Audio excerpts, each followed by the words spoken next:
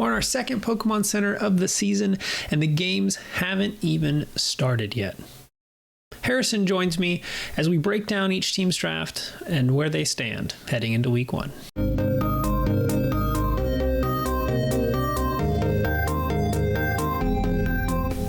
Hello, everyone, and welcome to Pokemon Center, the show where we keep you up to date on everything going on in the GSPL.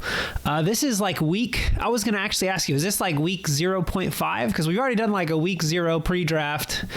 Yeah, we're in that lull period in between the very beginning and the first week. So yeah, I think 0.5 is a good way of Okay, we will call it Pokemon Center week 0.5. And I'm joined here, obviously, by co-commissioner Harrison. Yeah. I'm excited to be breaking down some of these drafts. It was really exciting. Yep. It was. It's just cool to see completely new teams. A lot of similar faces, but new teams all around. And yeah, I guess like you said, the plan today is we just kind of want to break down the teams, just kind of how the draft went. And that's kind of it.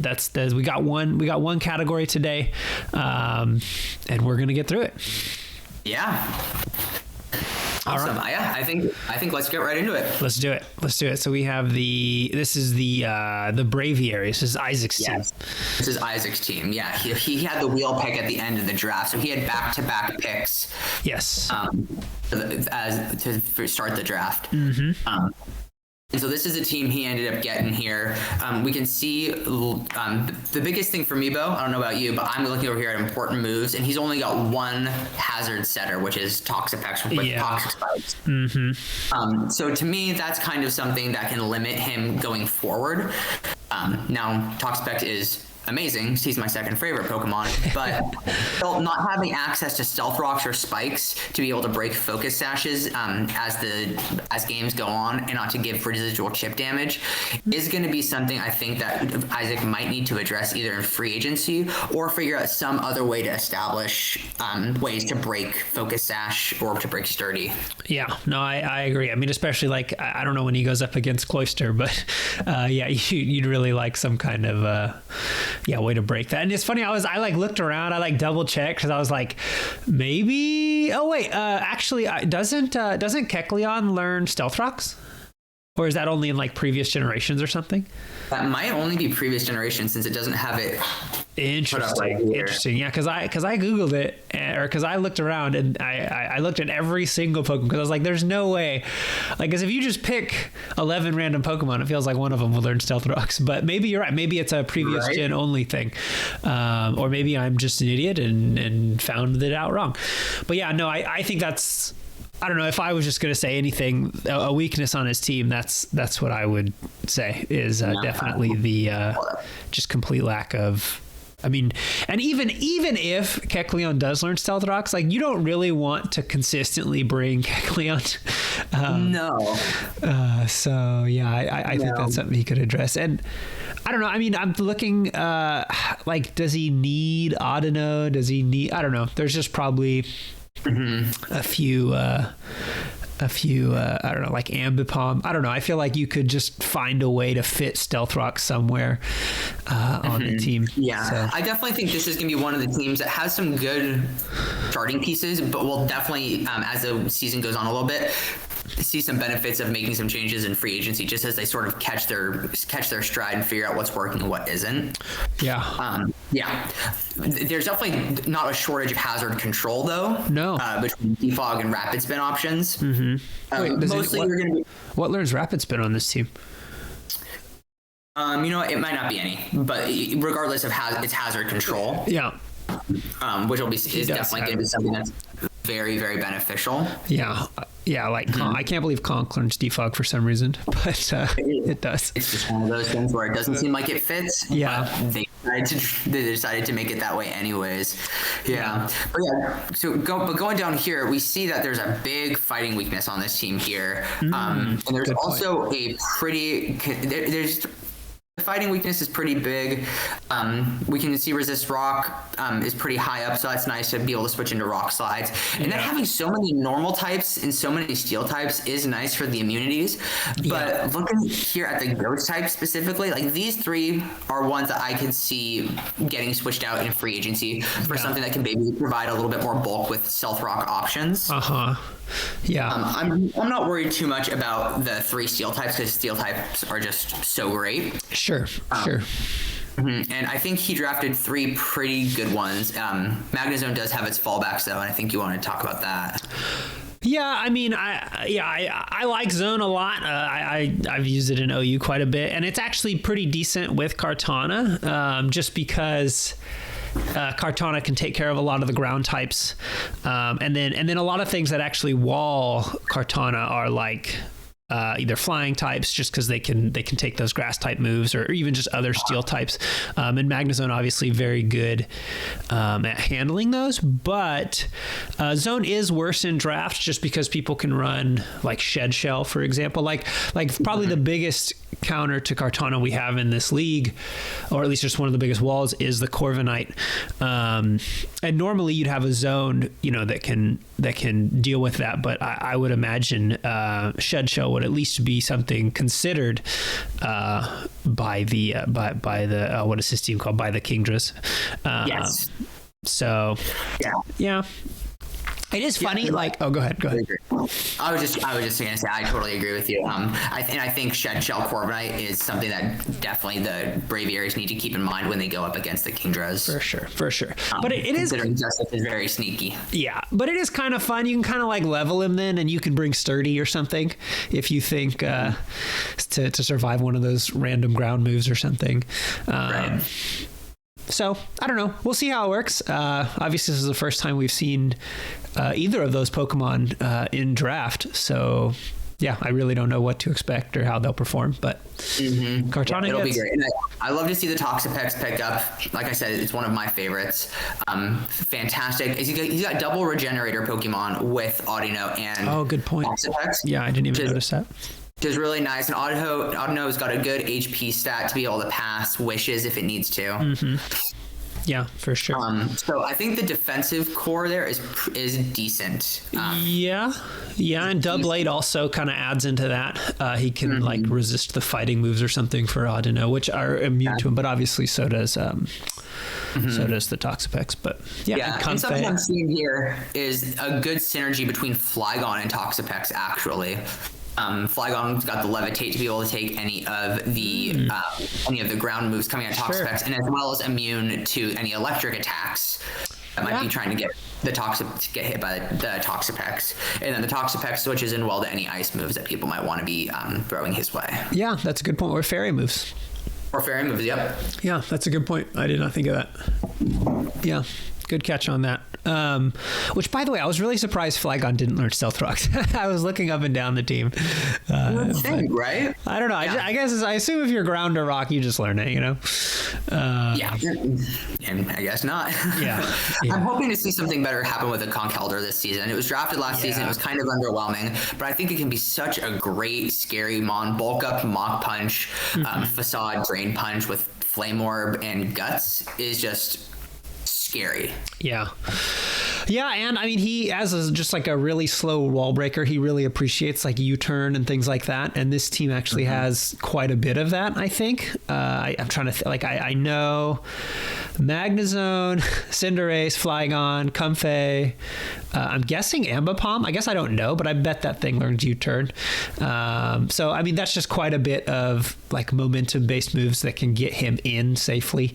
Audino might learn something too. Like I could see, I mean, she just looks like she would learn Teleport, I guess, just because she looks like Chansey or something, but I doubt it. Yeah. So I don't know. I think Conk's going to be good here. I don't know. I just think Conk's really strong and hard to deal with. Yeah, base 140 attack is pretty ridiculous, and his physical defense isn't too terrible either. Yeah, I mean, especially paired with a very good HP stat. Yeah, and he has priority if he wants it, and yeah, he's just a really strong wall breaker. Yeah. So what do you think you would rate this team, like on a like a letter grade? I think we'll do that as we go through. How would you rate this team standing as of now? Grade. Okay.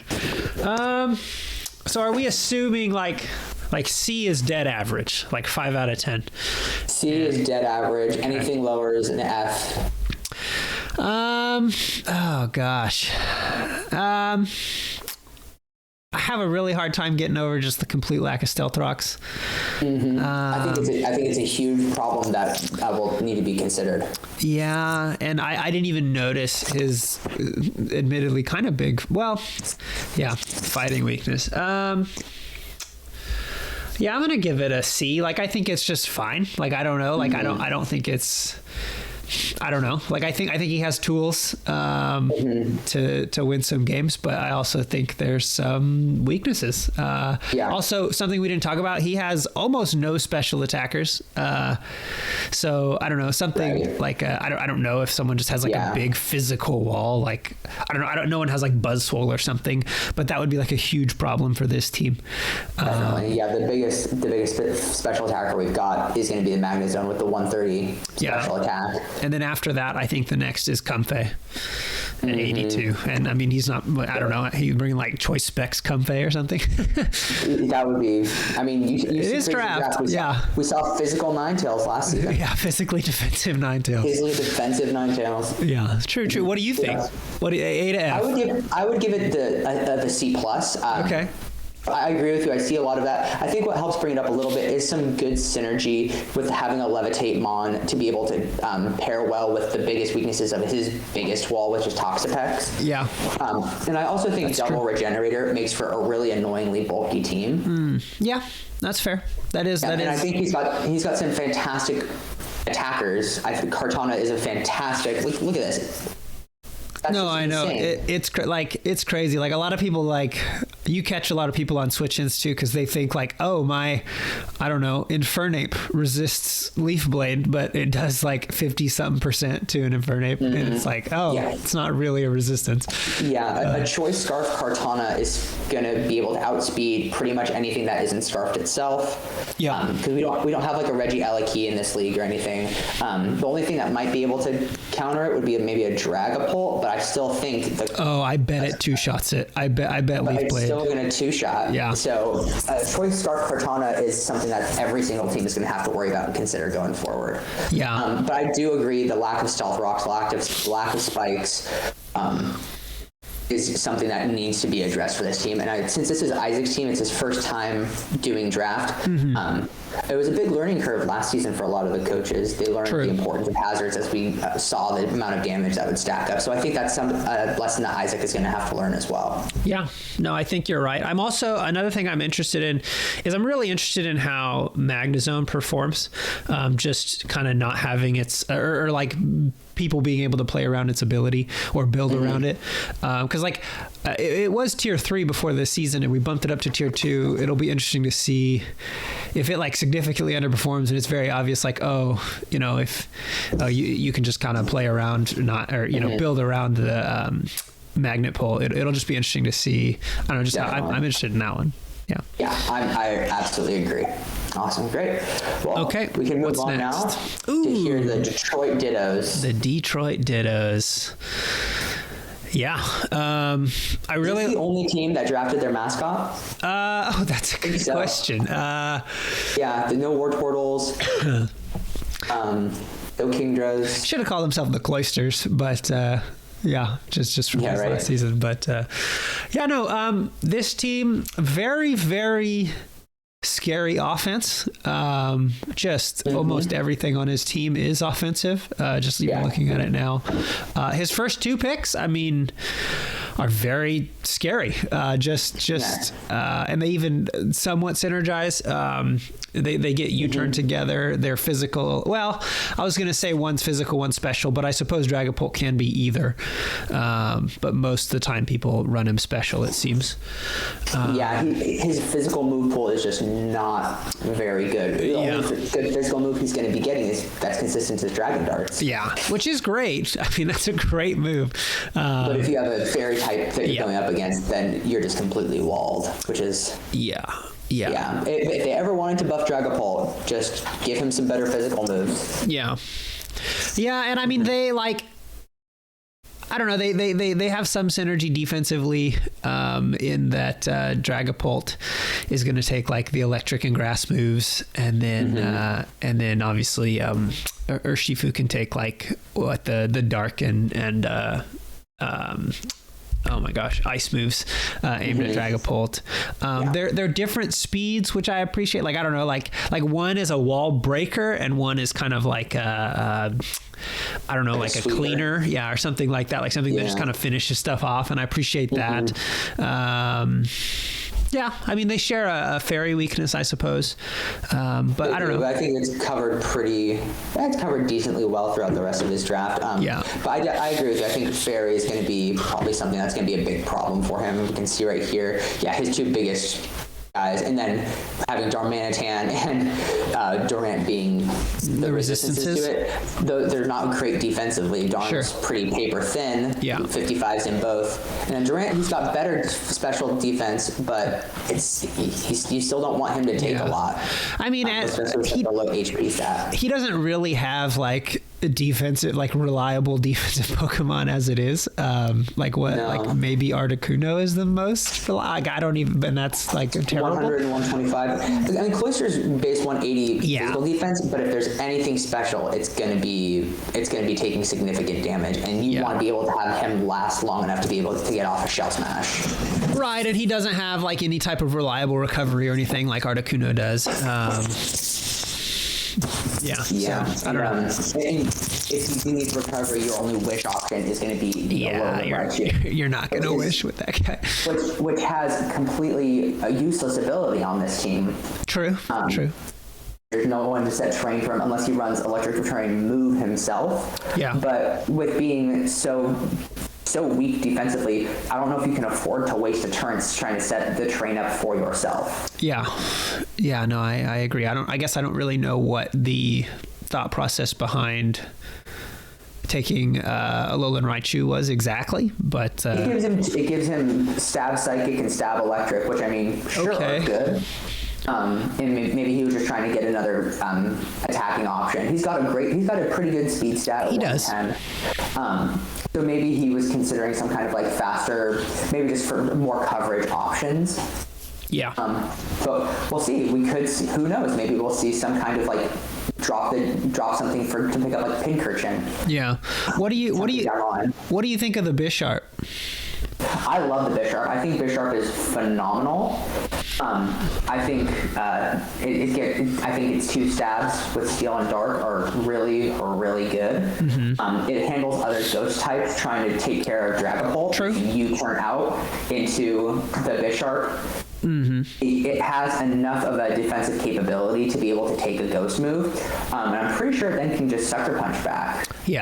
It also gets Stealth Rocks. One of his only two mons was Stealth Rocks. It is like it's a little bit unfortunate. I feel like he just got a little bit like unlucky with the Bisharp in that Defiant, like it just isn't great in this league. There's only one team that even has an Intimidator, and one team actually doesn't even have Defog, which are the two most common ways. I mean, I suppose there are other ways, I don't know, Sticky Web or something like that could trigger it, but it is unfortunate that I don't know, it just felt like he got a little bit unlucky with the Bisharp, and it was like an early pick, and I mean, I still think it can perform, and you're right, it's a great answer to I mean, I don't know if it's a great answer to fairies. Like, it doesn't really want to switch in on fairy moves, but it certainly threatens fairies out that would maybe, switch in on a U-turn or something from one of his other two powerful offensive threats. Yeah, and he's got U-turn on a couple of mons. He's got it both on the Dragapult. He's got it on the Darmanitan. I'm pretty sure Urshifu gets it as well. Great pivot options. Yeah, I imagine what's his why am I blanking? We just talked about him. The Raichu gets Volt Switch. You know what? Articuno might get U-turned just because I know Zapdos does. Let me look that up. I'll look that up right now.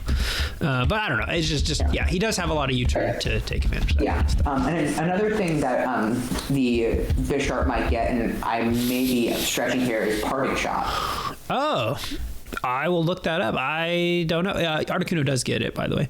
Let's see. Parting shot. If it does, that's pretty good. I would be surprised. It does not. It does not. Okay. Not. All right, no problem then. But I still think overall, I think this is a pretty solid draft. It's very hyper offensive. Mm-hmm. You've got the setup sweeper with Cloyster. You have Darmanitan, who just hits like a truck always. And then Durant, I think I think Durant is a really solid pick down in the tier it is in. I believe it's in tier 4. But having Hustle is just awesome. Hustle is great if you can land everything. Sure, yeah. No, I mean, Hustle is great. You're right. Yeah. But going down here, it looks like a lot of his... anything that has like big weaknesses are covered by resistances for the most part. True. Ground here is the biggest one because Earthquake is so common. Yeah. But having Articuno, which I think is a really good bring a lot of the time, being completely immune to it, and then having the Sceptile also, just depending on what your matchup is going to be for the week, I think are 2 good brings. So I wouldn't be surprised if every single week, if there's either an Articuno or a Sceptile on the team, just to be able to handle Earthquake alone, because it's such a strong move. Sure. I mean, yeah, you're right. I mean, Earthquake is probably one of the more common moves you're going to see. Yeah, so that's a good point. And I like his speed tiers. Like, they're pretty, I mean, obviously he has kind of a big, they're pretty well spread out. Yeah. Having a whole team of 6, 91 and up. Yeah. It allows for really good speed control. Dragapult obviously being extremely fast. Ditto is usually imposter choice scarf. Yeah. And then the Cloyster is going to be running Shell Smash. And then these other 2 here, Auroras. I mean, Bisharp has priority. Bisharp has priority. So. I think the Auroras is the odd one out here on this team. Yeah. I'm curious. I would be curious to talk and sort of understand why the Auroras was picked. Maybe they just want Weather and Hail. Yeah. I know what Gabe had it last week. I don't know. Did he ever have any like success with it? I think the idea was to run it with the Ice Cube. Yeah. You're right. Reset the Ice Face. Maybe. By the way, maybe it's for Snow Cloak. Articuno's hidden ability is Snow Cloak. It could be the Snow Cloak Articuno. I guess I hadn't considered that. Yeah, I hadn't either until I just looked up Articuno because I was like, maybe Articuno. That would be the only synergy I could see happening with. Yeah. With the Auroras. Yeah. Yeah, I don't know. So how would you go ahead about rating this team then? Oh man, I think I like it better than the Braviaries team, even though I don't know. I guess I'm concerned like he just has like no defensive options, but I don't know. Hyper offense exists, so it'll be interesting to see. I'm looking forward to see how it plays out. I'll give it a B minus. A B minus. There's a few. I'm gonna match up with you. I'm gonna go a B minus as well. Okay.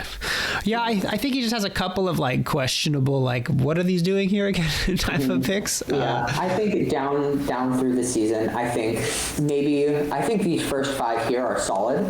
Yeah. Cloyster worked out really well last season, but this back end here, except for Articuno, I think the Raichu, the Ditto, the Auroras, even the Durant and the Sceptile, I think are ones that could potentially be replaceable in free agency to fill some gaps that he might need for something that's really strong and bulky. Maybe an Intimidate Mon would be good to help with bulk as well. Yeah.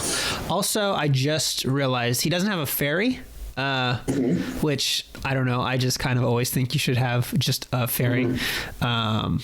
I don't know, just because now I'm trying to think of like the dragons that are in the league, but like Dragonite's kind of a big problem if it gets up. Dragonite's a huge problem. Yeah, like if Dragonite runs, I don't know, Dragon Dance, Fighting Move, Earthquake, and Fire Fang or something, like I think he just sweeps this team outright. So yeah, I don't know, just something to think about also. Definitely. Great. All right. Well, let's move on here. We've got this is the Golden State Wartortles. This is the Golden State Wartortles. We've got quite the color scheme going on too. Yeah, when you clicked it, yeah, there's a lot of reds and yellows here. Yes, yeah, I was gonna say they are like very pinkish. Like it just looks very. I didn't notice that until right now. Yeah. Yeah, very. Looking at this team, it's very funny. Okay. I think it's very funny. The big thing, the couple of big things that stick out to me is the Weavile. I think Weavile is great. I still struggle personally to justify it in tier 1. With Pursuit not being an option, being pretty frail, and it having completely useless abilities. Sure. What is it, like pressure and frisk or something, right? Like, is that what it is? Pressure and pickpocket. Pickpocket. Yeah. Yeah, I mean, neither of those are particularly good. I'm not gonna lie. Dude, can it in draft like steal an Eviolite or something? Oh wait, no, it has to get hit, huh? It has to get hit. It's not when it hits. It has to get hit. Oh, that sucks. Yeah, that sucks. And so with the Eviolite, you're usually thinking defensive mons. Right. So you steal from the Dewblade. Sure. But the other ones I think of are Ferroseed and Corsola Galar. Yeah, Chansey. And Chansey, but none of those are really doing. You're never really thinking about attacking with those so much as maybe doing some kind of utility. Yeah. No, that's fair. Yeah, I don't know. Like, do you think then Weavile? Do you think it should be tier 2? I'm really looking forward to seeing how it handles, how it does handle a draft season, because I think Weavile is fantastic. It's got great stabs, but it's still just with abilities that are far below some of the other abilities that tier 1 Pokemon have. Sure. I think it definitely could be one that's on the borderline to get dropped next season, depending on how it's used. I think that's really how it's used throughout the season and the impact of certain Pokemon has is really reflective on how it gets dropped or not inside of how we handle our league. Yeah. Kind of like a blazing fast team. I don't know, just Weavile, Alakazam, and Barraskewda, and Minior, I guess, becomes fast whenever he turns into whatever it's called. But yeah, the shield's down. I don't know. Like, my concern is he's just not going to do quite enough damage. Like, I don't know. Like, that's just kind of these Pokemon, like it's like the Dragapult, right? You have like the Dragapult, and then you have like the Shifus that just really hit hard. I don't know. I mean, we will see, I guess, how that goes. He does have. I do like that. Like 2 of his really fast mons just also have priority. What do you think of the Barraskewda, by the way?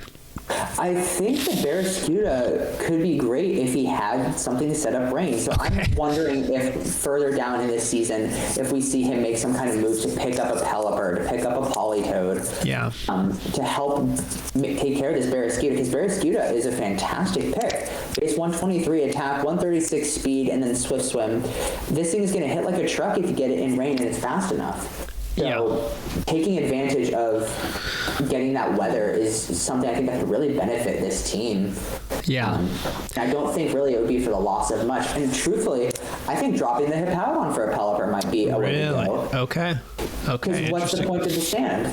Yeah. I mean, I don't know. Like, it is just, I just think Hippowdon's just a really strong, just physical wall. But I mean, I guess you're right. I don't know what the point of the sand is. But then I look here at Turtonator. It's got higher base defenses than the Hippo. The Hippo's got a higher HP, sure. But they both resist. They're going to be resisting the same things. Is that true? I don't know. Well, Hippowdon's got the immunity to electric. Yeah. The Turtonator's still going to have the resistance. The Turtonator handles ice better than the Hippowdon does. Yeah. Hippowdon isn't is resist rock, which is nice. Yeah, it resists the rock, which is nice. Also, I mean, I don't know, like the Hippowdon just has that's definitely needed. If we look here, yeah, you got 5 weaknesses to rock. And just Hippowdon has a resistance. The other thing I'd say then about Hippowdon 2, just to kind of I guess transition a little bit, is he has a lot of hazard options. And Hippowdon is one of the best phasers like available. Yes. So if that's his, I don't know if that ever is his primary game plan. Stacking hazards. I think he'll be very happy to have the Hippowdon. Definitely, yeah. But looking at this team, I look down here at this cores section. Yeah. He doesn't have a complete core except for electric, ground, and poison, which are I guess that's true. And the electric is fulfilled by Electivire, which is a subpar Pokemon. Am I done? Wait, why is ground is that like a bug? Am I stupid? Does ground... ground resists... Ground is immune to electric. I know, but when I look at ground, I see Weavile and maybe this is meant to be dark. Okay, that's why I was like, what am I missing here? Or I bet they just copied that code. Yeah, that's what I was saying. That should be Hippowdon, right? I'm not crazy. Okay. Yeah. But he doesn't complete a grass, fire, water. He doesn't complete a dark fighting psychic, and most importantly, in my opinion, he doesn't have any steel types. Oh, that's a good point. Yeah. Yeah. Yeah. Huh. Yeah, I would like to see, just looking at his team, like, I don't know, you're right. He could go drop the Hippowdon, but I was thinking, since the Barraskewda doesn't have the rain, you drop the rain, or you drop him for like just a more powerful wall breaker, like, I don't know what's in tier, like Nidoking or just something like that in tier 2. I think that's where what's his name is, but yeah, I don't know. We will see. I do like all the hazards though. Yeah, I do like the hazards as well. And like you mentioned with Hippowdon, it's a great phaser. Yeah. Yeah. Mm-hmm. Also, go ahead. Can I posit an idea to you then to take advantage of Hippowdon? Are you gonna? Does it rhyme with Pexcadrill? It does rhyme with Pexcadrill. I think dropping the Weavile to pick up the Excadrill. Okay. And then he gets a steel type too. And he gets a steel type, and then dropping the Barraskewda to take better advantage of just anything else. Yeah. Because I don't think the Barraskewda fits well. You could get another steel type. You could be picking up a Metagross. You could be picking up a Mandibuzz. Yeah. Or something to help him deal with his rock weaknesses a little bit more. Sure. But picking up the Excadrill would be a good place to start with taking care of the rock weakness and picking up a steel type in the same move. Yeah. And I also think this team could benefit from maybe a touch more bulk. You could drop the Barraskewda to go and pick up something with more bulk, maybe like a Slowbro. I know I'm talking about my old team a lot. I know. All right. I see. But I think some of those moves would be very beneficial because I think this team's got a lot of really great potential, especially with the speed that it has going. Mm-hmm. But dropping the Weavile to pick up the Excadrill to take advantage of the sand and then running Sand Rush on the Excadrill is going to help keep all of your speed that you're losing with getting rid of the Weavile. True. Yeah, that's a good point. I mean, yeah, understand what's faster than an Excadrill? I don't know. Is he? I'm assuming Regieleki is, but I actually don't even know if that's true. I do believe Regieleki is. Is still faster because I remember prepping for it last season. Sure. Mm-hmm. Okay. Yeah, I mean, and there's a lot of good stuff, man, in tier 2 that's still available. There's plenty of stuff in tier 2, and I think dropping the Barraskewda for something that works a little bit more with his team would be the first move I would recommend, and the second move I would recommend is dropping the Weavile for Excadrill. Okay, fair enough.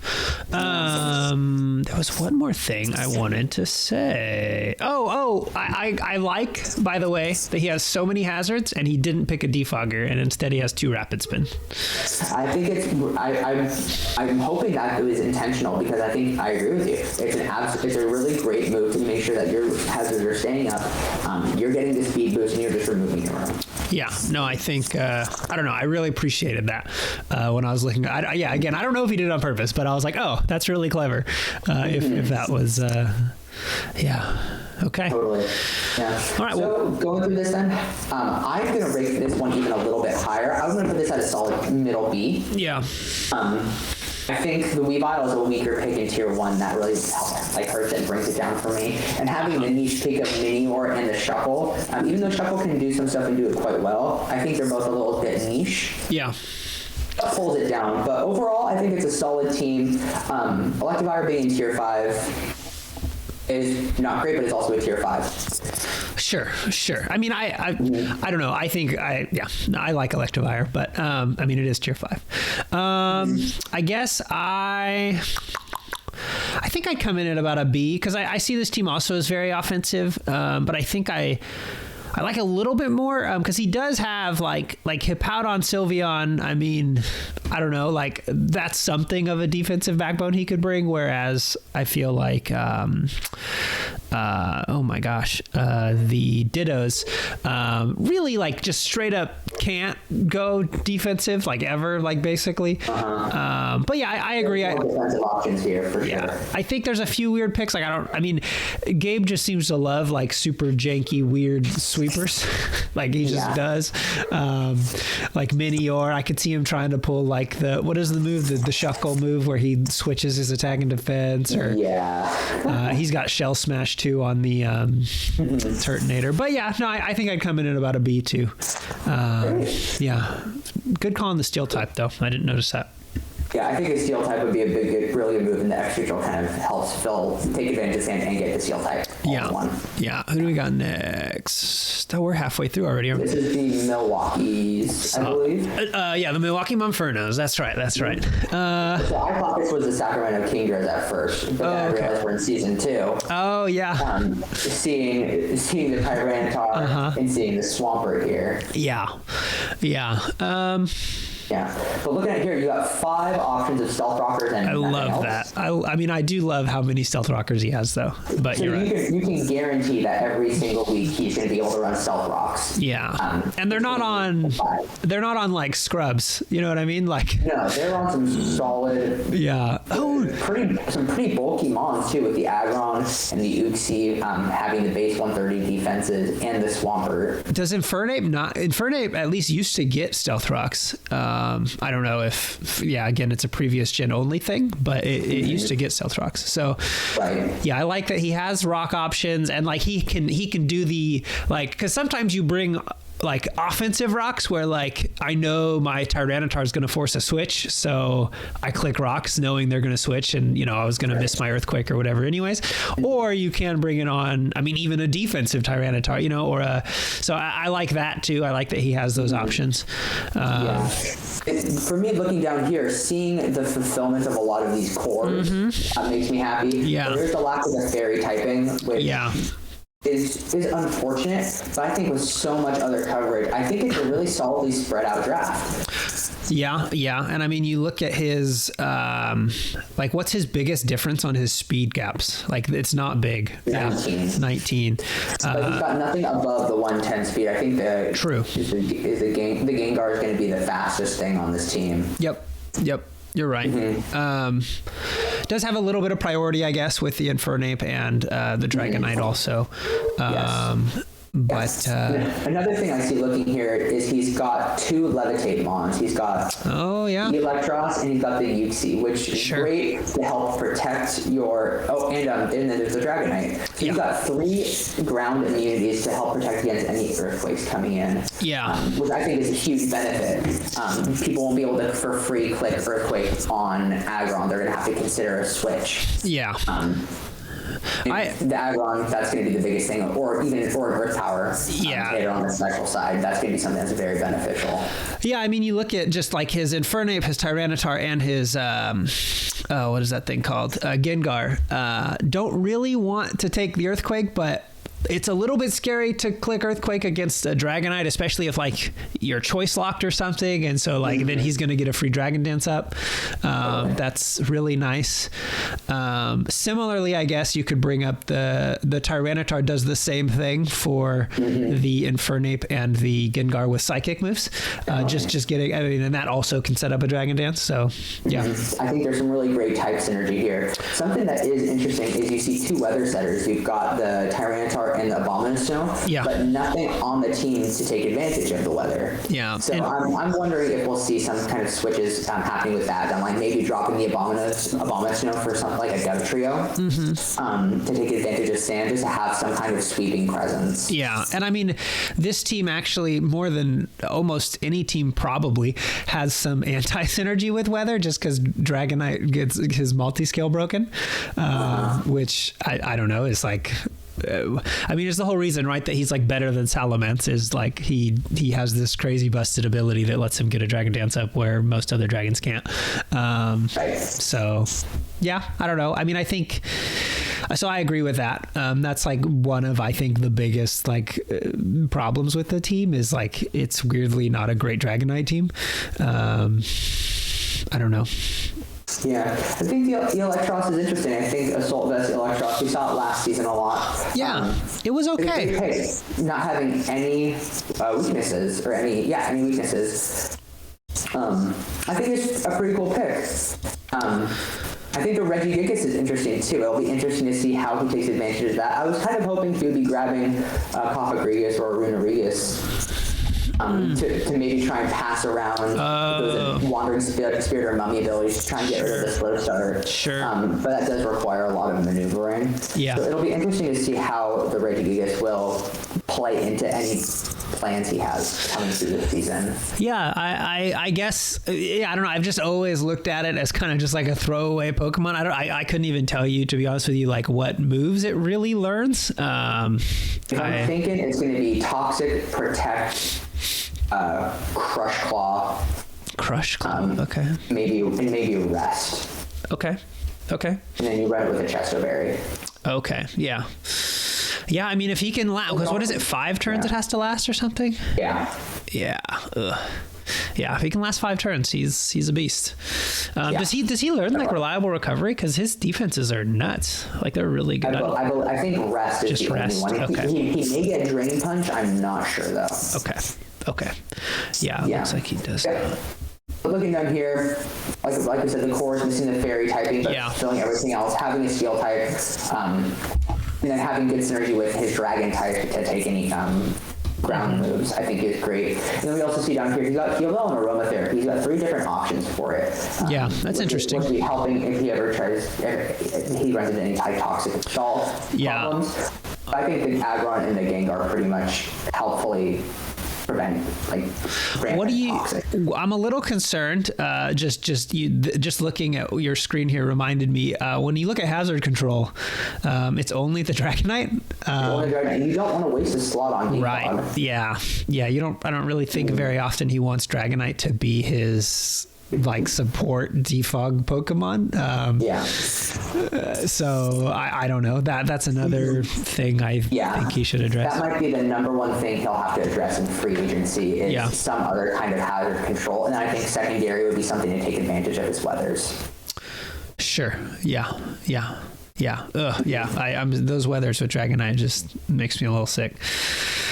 Any significant? It doesn't look like. Well, does he have any like super significant type weaknesses? It doesn't seem so.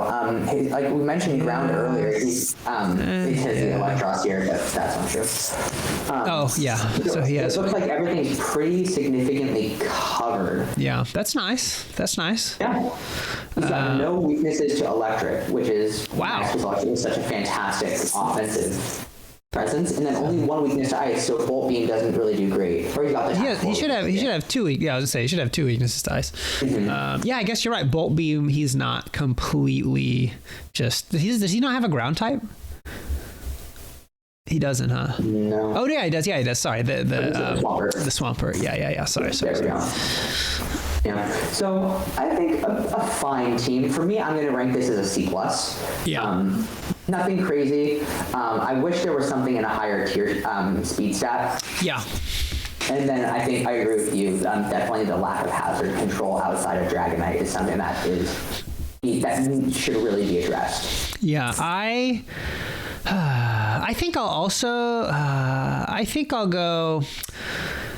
I'm gonna go C even with but I do think it's very close to being significantly higher. I feel like this team needs less moves to be really good than some of the other teams. Yeah. Just because one big move, and I think this team could be quite potent. Yeah, I think. Gosh, I don't know. I in my head, I'm there's got to be some way. I feel like he either needs to, I don't know if you can do the weather and the Dragonite, I guess is what I'm saying. I feel like one of those needs to go, in order to really take advantage. And I mean, who cares about Abomasnow? But yeah, I feel like he either needs to do something with the Dragonite or do something with the Tyranitar. I don't know. And all he has to do is just get just a really good, reliable defogger. I don't know, or I don't know. That's kind of how I feel about it. So I totally agree with you. I think as the week goes on, maybe we can consider some free agent moves that this team can make. I think this team is one that would definitely benefit one of the most significantly from the free agent changes. Cool to see just such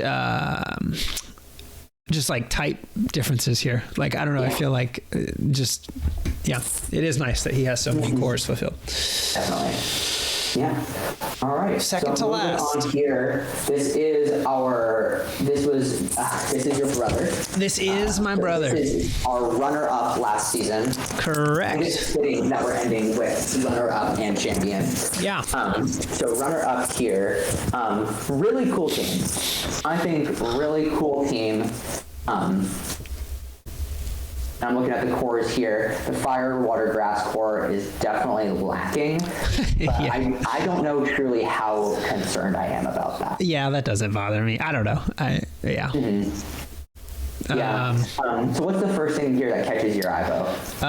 He can run. I think he's the only team that has access to every hazard. Right, that is exactly where I look to down here. Look how many of those categories. And it's not, and it's not like any of these Pokemon are his tier 5 or something. I feel like he could legitimately bring all of those Pokemon and feel okay about it. Mm-hmm. So that's the first thing that sticks out to me.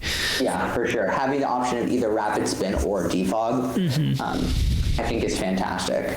And then I think the biggest draw on this team is obviously going to be the Melmetal. Yeah. Having dropped out of Band into Tier 1 and Austin picking him up. I mean, just look at these HP, physical attack, and physical defense stats. Absolutely monstrous. Yeah, for sure. I think he's just the Pokemon. I don't really think anyone is that worried about Zygarde, but I feel like people are really wanting to keep an eye on Melmetal. Should we have unbanned this thing? Should we not? I don't know. Yeah, it'll be telling through this season how dominant it is. Yeah. And how well people are able to counter it, because you want to hit it especially with either a fire or ground type, ground move. So it really comes down to the coaches and how they're going to be able to present options to take care of it. Mm-hmm. Yeah, but I think the core here is great of Melmetal, Togekiss, and Garchomp. Okay. I think those are phenomenal cores. Sure. Melmetal can take care of ice moves pretty darn well. Yeah. But the other two don't want to. Electric moves and ice moves.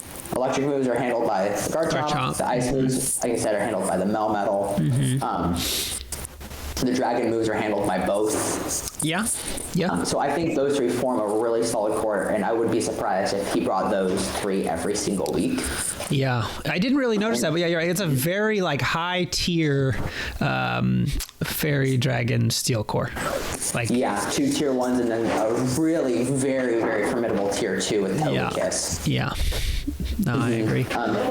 But yeah, looking through the rest of these picks, I think Unburdened Hitmonlee is something that could be a very sneaky sweeper. Yeah, I agree. Unburdened just gets you, man. You're oh yeah, okay. And like his attack stat's pretty good. Like what is it actually? It's relatively it's 120. 120. Okay. Yeah. Yeah. It's high enough. But looking through this here, I think it's great. I think the Butterfree pick is pretty fun. It's the times 4 weakness to rock, sure, but he's got plenty of rock. He has a resistances lot on of his rock team. resistances. Yeah. So running compound eyes into sleep powder, into quiver dance, into hurricane. Or if you don't want hurricane, maybe like a bug buzz, or I don't know, but you have a third option there. And then you also can have the defog to run on it as well. I think Butterfree is a really solid tier 5 pick, a really good gem in that tier. Yeah, I mean, I think it's probably. I mean, is it the best tier 5 quiver dancer? Like, I think so. I don't know. I'm trying to think. I have to go look, but it would definitely be up there in consideration. Yeah, it's better than Beautifly. It's there's so many of those stupid butterflies. Vivian. Yeah, that one.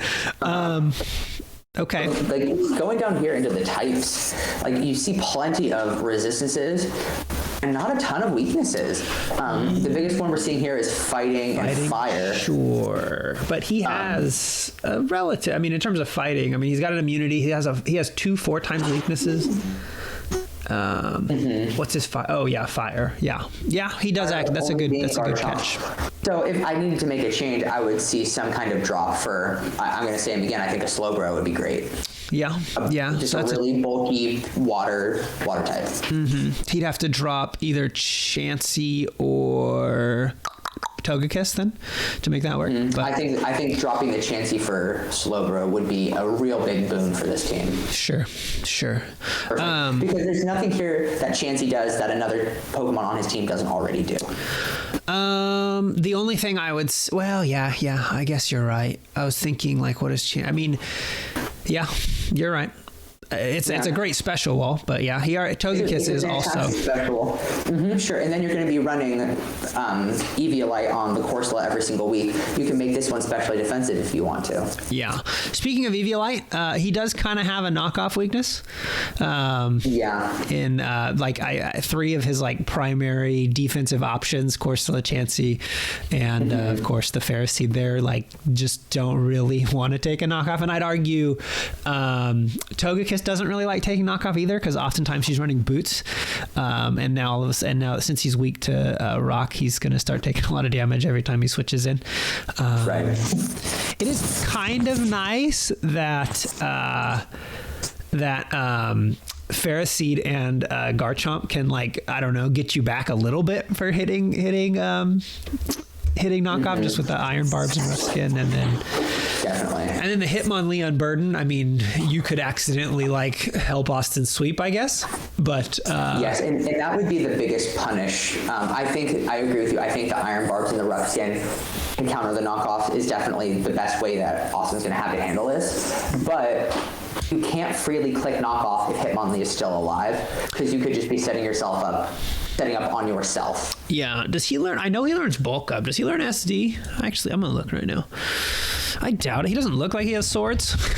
But yeah, he does learn bulk up, but yeah, no SD, which is a little bit unfortunate, but his attack stat is good. And even just like a bulk up, he's going to be hitting pretty hard.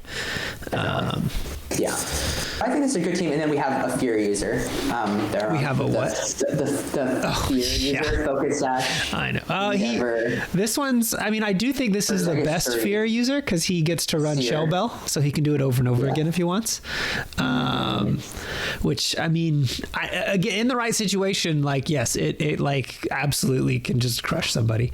And I mean, it is interesting that like you have to prepare for it. Like you have to make sure you just have something to deal with it. Right. So yeah, like, oh, you need to bring substitute, or you need to bring, whatever it is. Which, I mean, I don't know. It's a mon that like takes up maybe like 1 or 2 moves of your opponent, which like every week, even if you don't bring it, which there's something there, I guess.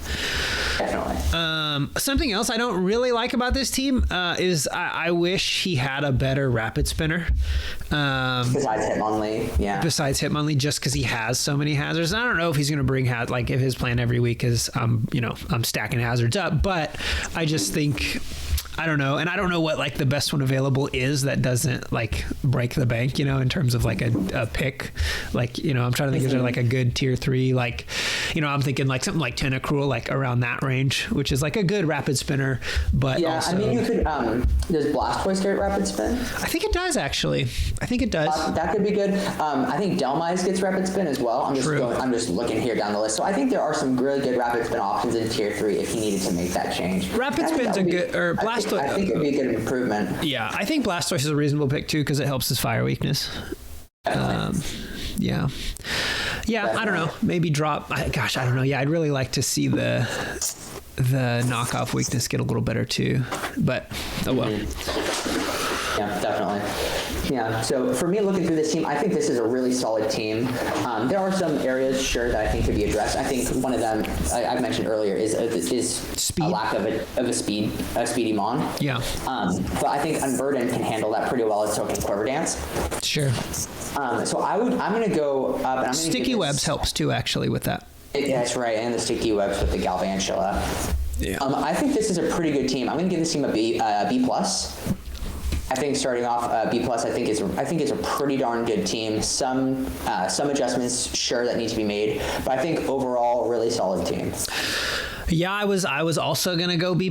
I do think he needs to address his knockoff weakness, and I'd like to see a better rapid spinner. I don't know how I feel about this speed. Like, I like too that he doesn't have huge gaps in his speed to where, because I mean, how many Mons are people gonna have that are faster than 110? Maybe like 2, like maybe that, something like that. I don't know. So they're not getting a ton out of it. And Sticky Webs, I think, helps a lot with that. He has the Garchomp to run Scale Shot. He has a bird, and he has some stuff. Does he have any priority? Not a ton, huh? Not really, actually. But yeah, I don't know. We'll see. I agree, though. B+ is about where I'd go. Yeah. Great.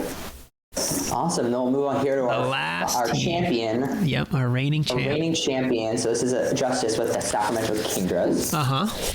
So looking through this team, I think you see here, stuff is really filled out well. Yeah, it is. I didn't notice that. This should be a Mamoswine, not a Strappy. It's a dark type. Yeah, you're right. It is dark that it was trying to pull from. You're 100% right. Huh. Yeah. And then looking over here, something I noticed is he's got every single speed tier. Oh, that's kind of cool. In it. Yeah. Yeah. The Jolteon, maybe not the greatest speed control with over 110, but still speed nonetheless, and you have Volt Switch. Yeah, and I mean, I don't know. I like Jolteon. Jolteon would be a lot better if Hidden Power was around. But yeah. No, I don't know. I think he has the best.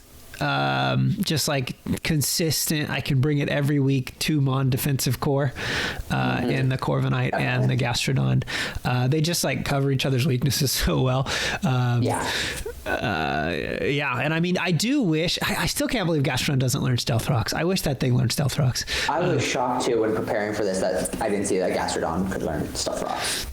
Yeah, it's weird. I don't know why, but I mean, he does have the most reliable defogger, I would say. Just like by a good amount in the league. One of the best defoggers, and like you said, perfect defensive coverage between these two. Yep. And solid offensive pressures. The Mamoswine with a Life Orb or a Choice Band is so scary. And then as well as the Tyrantrum, it has running it with the Choice Band is great, or you could run a Dragon Dance set. Sure. He's got 2 good Dragon Dancers. I guess not good, but 2 Dragon Dancers. Yeah. I would say he has 1 good Dragon Dancer and another Dragon Dancer. 1 good Dragon Dancer. And then another one that's kind of good. Yeah. Can be. I mean, hey, if you set enough Dragon Dances, you're going to kill stuff. So yeah.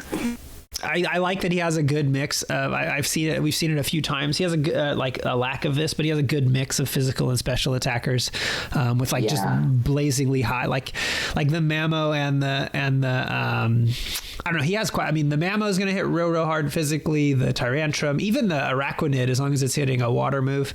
And then on the special side, he just has 2, he has the Hatterene and the Chandelure. Right. and something that people are going to have to consider going up against him is with the Hatterene. It's a fantastic magic. It's fantastic with magic bounce. You don't ever get free rocks unless you take the Hatterene out, and I would anticipate the Hatterene coming more often than not. I would agree. I would guess. And then you also have it with Trick Room. Yep. It opens up Trick Room, and then you could, for some reason, then you have something like a Gastrodon sweep. Yeah, or you have a Gastrodon sweep with itself. Yeah. And I mean, so that's definitely something that we're going to have to consider, and it helps prevent people from setting up with Dragon Dance or Agility or Weakness Policy or anything like that. Sure. It is funny. It's probably the best Trick Room sweeper on the team, just because it's so slow and it has just like a very high special attack stat. Definitely.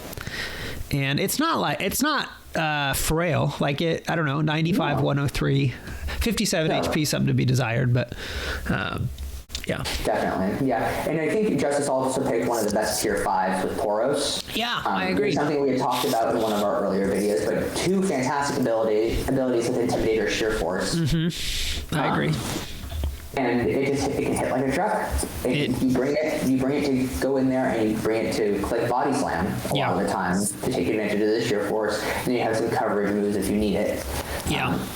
But if you ever have a good team of 5 and you're just struggling to find a last one to pick, and Tauros always is going to slide in because it just goes in and does great damage with great speed. Yeah, it is like it feels like it has good stats for a tier 5, I guess. Like it just even though looking at its BST is like 490, it just, I don't know, just 110 speed, 100 attack with sheer force just feels like it's gonna hit harder than a tier 5 like normally would or should, I guess is the word I'm looking for. I don't know. So yeah, and you're right. He's the only person that has access to Intimidate, and he has 2, which is kind of cool.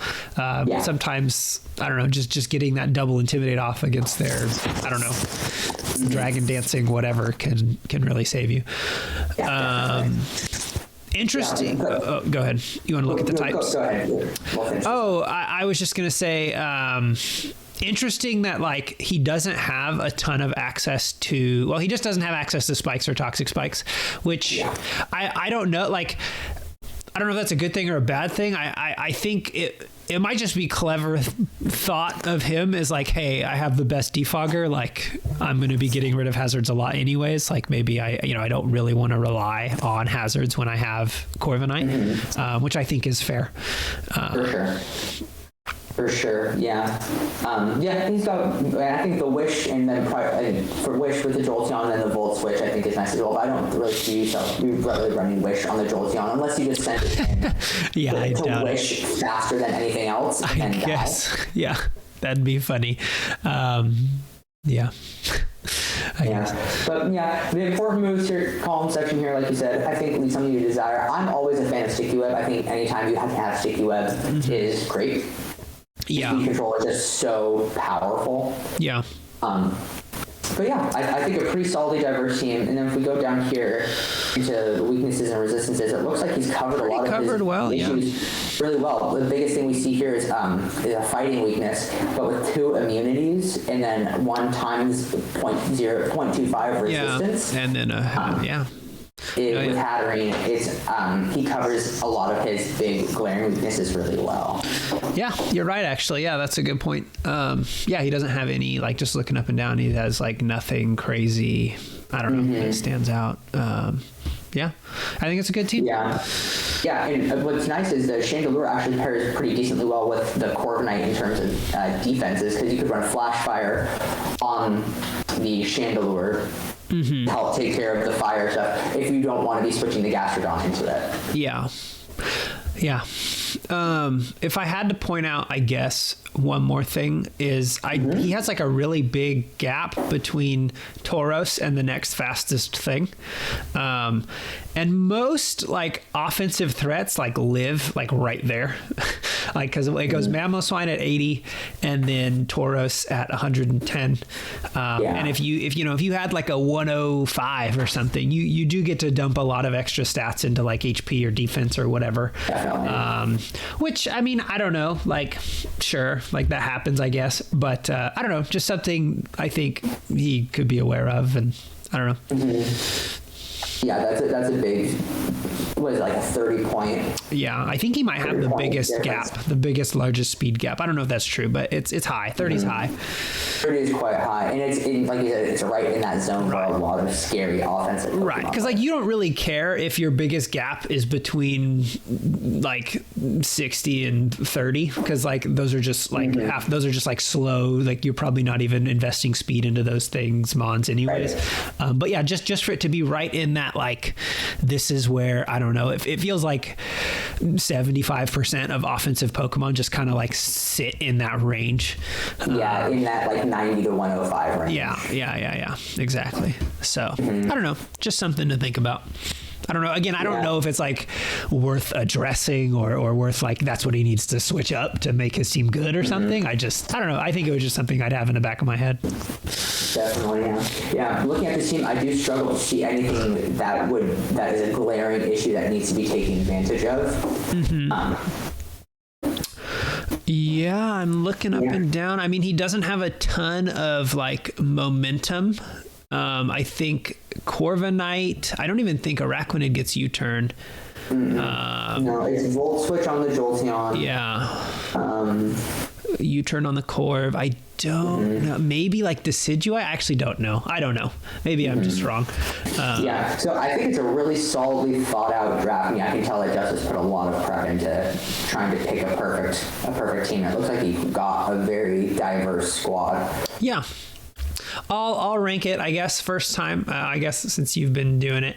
I'll give it, gosh, yeah, I don't know. I mean, I guess I'll go A-. I don't know, like, I guess I don't know why not A or A+. I guess just because, like, when I look at it, I'm not like, this is the greatest team ever. I just think it's a very like well balanced. I do think, I guess if I had to knock it, it just feels like he maybe didn't quite get there on his Trick Room plan. I don't know. I could be wrong. I think he maybe like just gets there with like the Araquanid and the whatever the heck the big dinosaur is called, Tyrantrum, and I mean I think those can function well in Trick Room.